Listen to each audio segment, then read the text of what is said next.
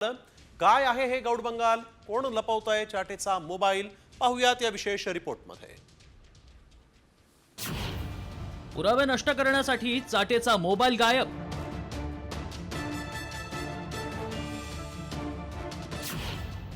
धनंजय देशमुखांचा गंभीर आरोप।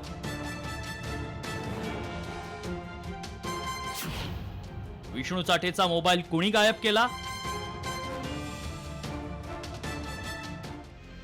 सरपंच संतोष देशमुख हत्या प्रकरणात नवनवे धक्कादायक खुलासे समोर येतात। या प्रकरणातला मुख्य आरोपी विष्णू चाटेच्या मोबाईलचं गूढ वाढलंय। पुरावे नष्ट करण्यासाठीच मोबाईल गायब करण्यात आल्याचा धक्कादायक आरोप सरपंच संतोष देशमुखांचे भाऊ धनंजय देशमुखांनी केलाय। नेमकं धनंजय देशमुखांनी काय म्हटलंय पाहूया। चाटेच्या मोबाईलमधून वरिष्ठांना फोन केल्याचे रेकॉर्ड। चाटेच्या फोनमध्ये आरोपींसोबतचे कॉल्स, ऑडिओ क्लिप आणि व्हिडिओ कॉल्स डेटा आहे।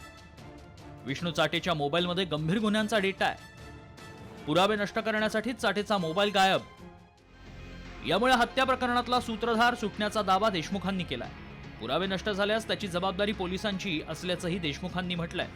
हा मोबाईल घेऊन त्यांनी जे सगळे पुरावे नष्ट केलेले असले, तो मोबाईल टाकून दिलेला असला तर याचा फारसा उपयोग आमच्या या प्रकरणामध्ये होणार नाही।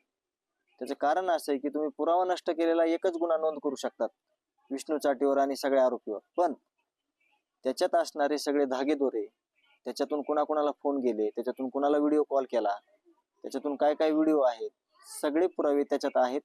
तर ते बाकीच्या सगळ्या पुराव्याची जिम्मेदारी पोलीस प्रशासनाने घेतली पाहिजे, डिपार्टमेंटने घेतली पाहिजे, अशी विनंती मी मुख्यमंत्री साहेबांना करत आहे। विष्णू चाटेचा अद्यापही मोबाईल मिळत नाही, म्हणजेच आमच्या पोलीस यंत्रणा ही आता महाराष्ट्राची जे नाव होतं ते घालून बसलो का आम्ही? आमचे पोलीस आता कमजोर झाले का?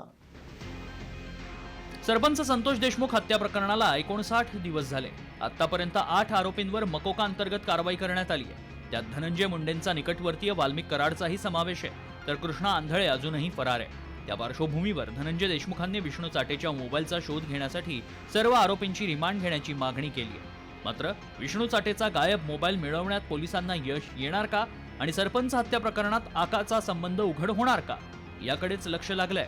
ब्युरो रिपोर्ट, साम टीव्ही।